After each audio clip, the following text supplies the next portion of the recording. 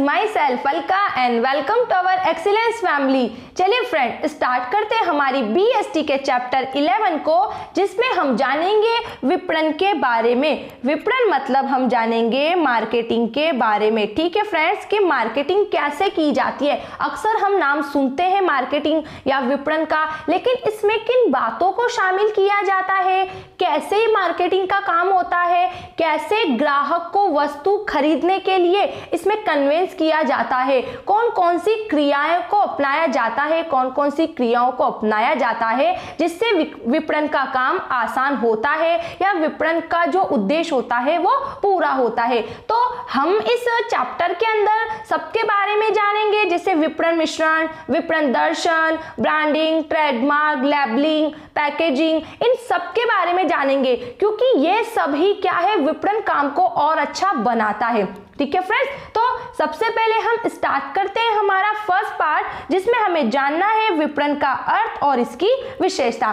ठीक है, तो विपणन का अर्थ है फ्रेंड्स कि ग्राहक की दृष्टि से काम सही होना, या जो काम हम कर रहे हैं, कौन सा काम, वस्तु को बेचने के लिए, या हमने जो वस्तु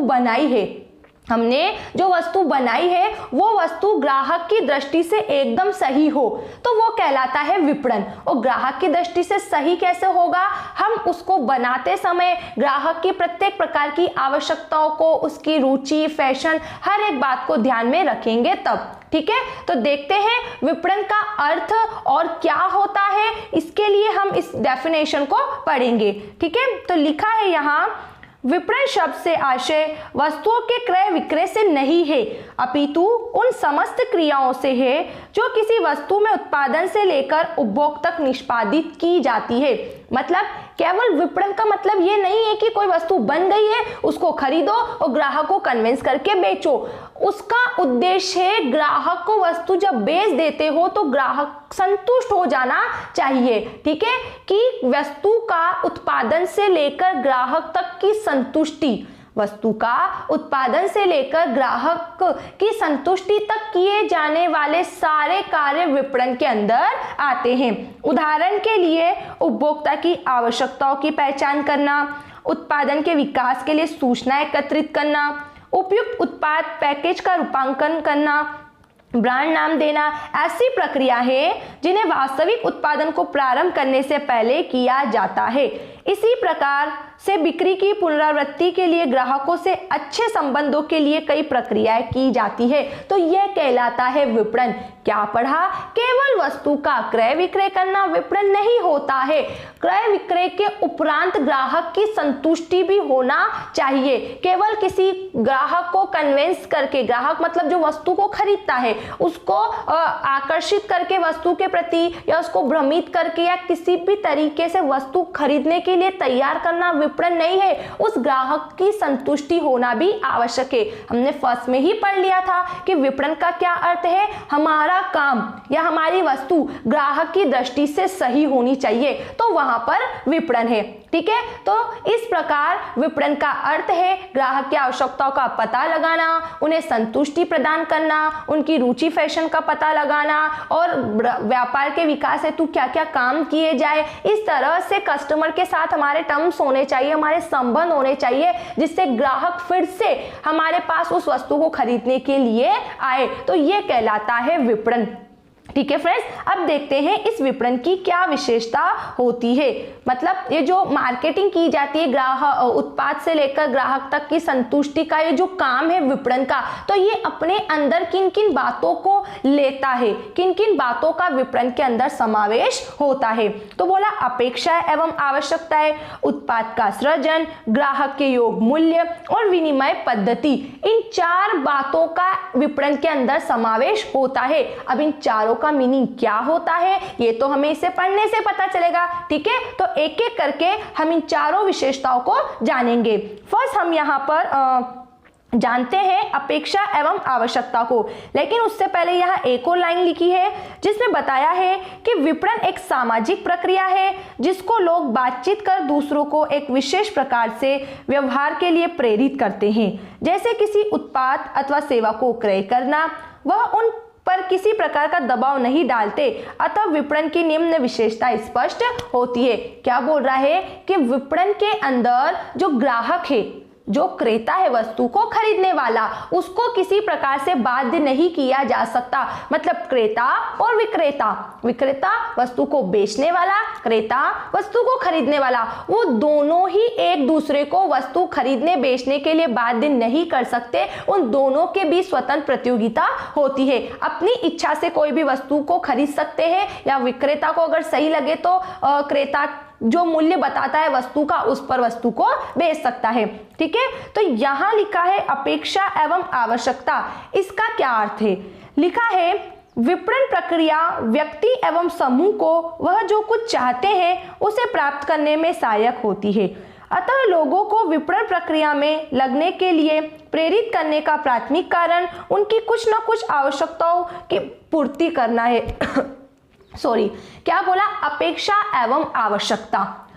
विपणन बाजार या जो विपणन, जो मार्केटिंग जो होता है विपणन, तो बोल रहा है कि विपणन का मुख्य कार्य है कि ग्राहकों की जो अपेक्षा है हर एक प्रकार की वस्तु को लेकर, कि आज जब मैं मार्केट में वस्तु को खरीदने जाऊं तो इसका मैं जितना मूल्य देता हूं उस मूल्य के बराबर मुझे संतुष्टि मिलनी चाहिए, इस वस्तु में मुझे ये फीचर्स मिलना चाहिए, ये वस्तु इस तरीके की बनी होनी चाहिए। तो उसकी जो अपेक्षा है वस्तु को लेकर और उसकी जो आवश्यकता है, जिस चीज के बिना उसका काम नहीं हो सकता या जो चीज उसके जीवन के लिए आवश्यक मानी जाती है, तो विपणनकर्ता जो ये काम करता है वस्तु को बेचने का, ग्राहक को संतुष्ट प्रदान करने का, ठीक है, तो उनको ग्राहक की अपेक्षा और आवश्यकता दोनों का ध्यान रखना चाहिए।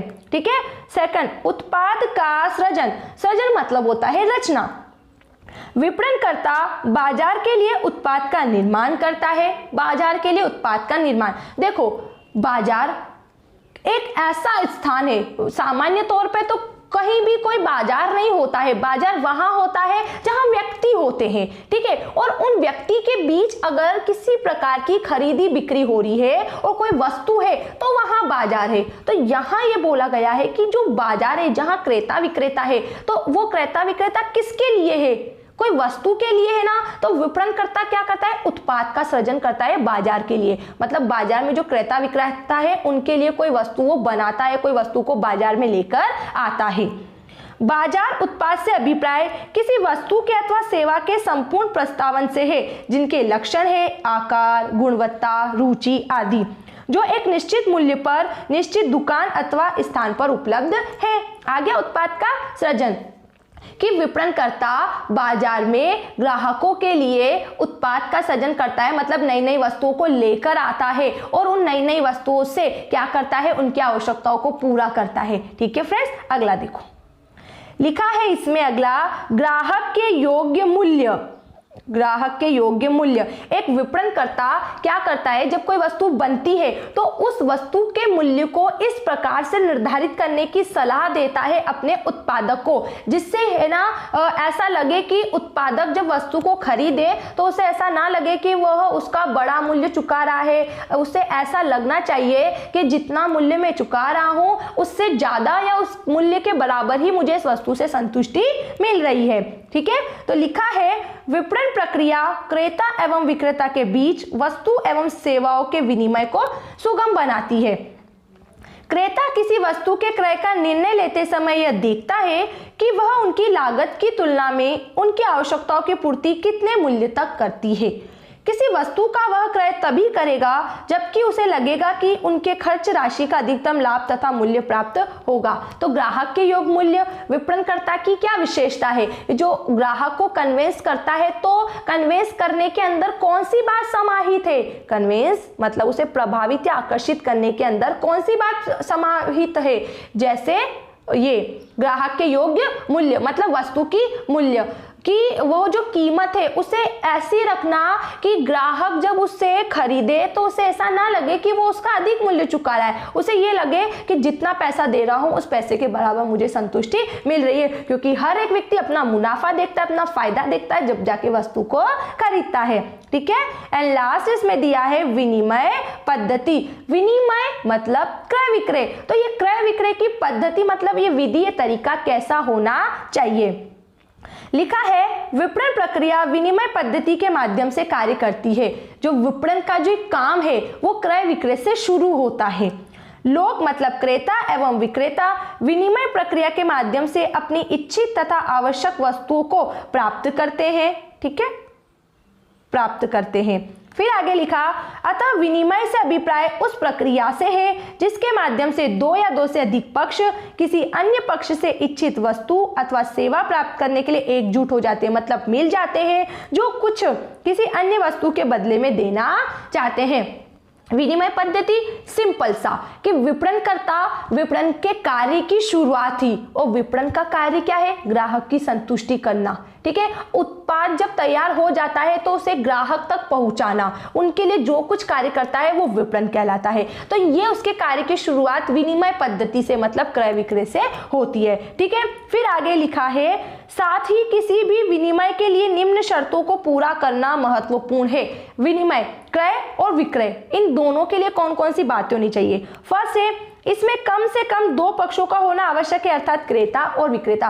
कम से कम दो, क्रेता वस्तु को खरीदने वाला और विक्रेता वस्तु को बेचने वाला। अगर वस्तु बेचने वाला है और खरीदने वाला नहीं है तो विपणन का काम ही शुरू नहीं होता है। और वस्तु खरीदने वाला है, बेचने वाला नहीं है, जैसे विक्रेता नहीं है और क्रेता है, तो भी विपणन शुरू नहीं हुआ। तो विपणन का कार्य कम से कम दो व्यक्तियों से शुरू होता है। वो दो व्यक्ति क्रेता और विक्रेता, और अधिकतम कितने भी हो सकते हैं, अधिकतम की कोई सीमा नहीं है। विक्रेता कम और क्रेता हमेशा ज्यादा ही होते हैं, हमें मालूम है। ठीक है, फिर आगे देखो, प्रत्येक पक्ष दूसरे को मूल्य चुकाने की क्षमता रखता हो। क्रेता ने कोई वस्तु खरीदी है तो उस वस्तु का मूल्य चुकाने की उसके अंदर क्षमता होनी चाहिए। साथ ही अगर क्रेता कोई वस्तु की मांग करता है तो विक्रेता वो वस्तु देने के लिए तैयार होना चाहिए।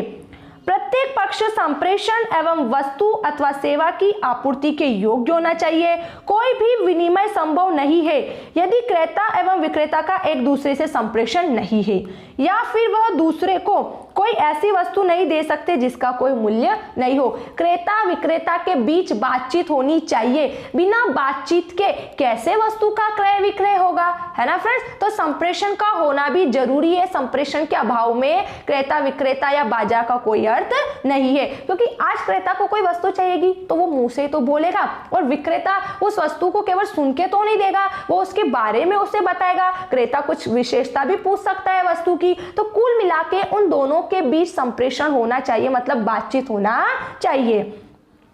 प्रत्येक पक्ष को दूसरे पक्ष के प्रस्ताव को स्वीकार करने अथवा उसे अस्वीकार करने की स्वतंत्रता होनी चाहिए। क्रेता चाहे तो वस्तु को खरीदे अथवा नहीं खरीदे। वह विक्रेता जो है क्रेता को वस्तु खरीदने के लिए बाध्य नहीं कर सकता, मतलब प्रेशराइज नहीं कर सकता, और ना ही क्रेता मनमाने मूल्य, अपना जो मूल्य है उस मूल्य पर विक्रेता को वस्तु देने के लिए बाध्य कर सकता है। लास्ट है, विभिन्न पक्ष एक दूसरे से लेन देन करने के लिए इच्छुक होने चाहिए। इस प्रकार से प्रस्ताव की स्वीकृति एवं अस्वीकृति स्वैच्छिक होती है, न कि दबाव में। ठीक है, क्रेता विक्रेता स्वेच्छा से अपना काम करे, स्वेच्छा मतलब इच्छा से, उन्हें किसी प्रकार से बाध्य दबाव नहीं डालना चाहिए। ठीक है फ्रेंड्स, तो हमने जाना विपणन क्या है और विपणन के अंदर किन किन बातों का समावेश है, विपणन क्या विशेषताओं को लेकर बैठा है। तो हमने बोला कि अपेक्षा एवं आवश्यकता, विपणन ग्राहकों की जो अपेक्षा होती वस्तु को लेकर उस ओर ध्यान देता है और उनकी आवश्यकताओं को पूरा करने का प्रयास करता है। उत्पाद का सृजन, वह ग्राहकों के लिए बाजार के लिए नई नई वस्तुओं का क्या करता है, उत्पादन करता है, नई नई रचनाएं करता है। ग्राहक के योग वस्तु का मूल्य रखता है जिससे ग्राहक को वस्तु खरीदते समय किसी प्रकार का कष्ट न हो। और विनिमय पद्धति, विपणन की शुरुआत विनिमय से होती है, तो विनिमय पद्धति के अंदर कुछ बातों को लेता है कि दो व्यक्ति होना चाहिए, अधिकतम कितने भी हो सकते हैं, दोनों के बीच स्वतंत्र प्रतियोगिता, मतलब वस्तु की खरीदी बिक्री के लिए किसी प्रकार का दबाव नहीं होना चाहिए। ठीक है, उचित मूल्य रखना चाहिए, ऐसी कुछ इसकी विशेषता है। ठीक है फ्रेंड्स, अब इसके अर्थ में या इसकी विशेषता के किसी भी पॉइंट्स में किसी शब्द को लेकर कोई भी डाउट होता है तो जल्दी से उस डाउट को कमेंट्स बॉक्स में लिखकर अपने माइंड से डिलीट करना है। ठीक है friends, thanks for watching this video, bye bye.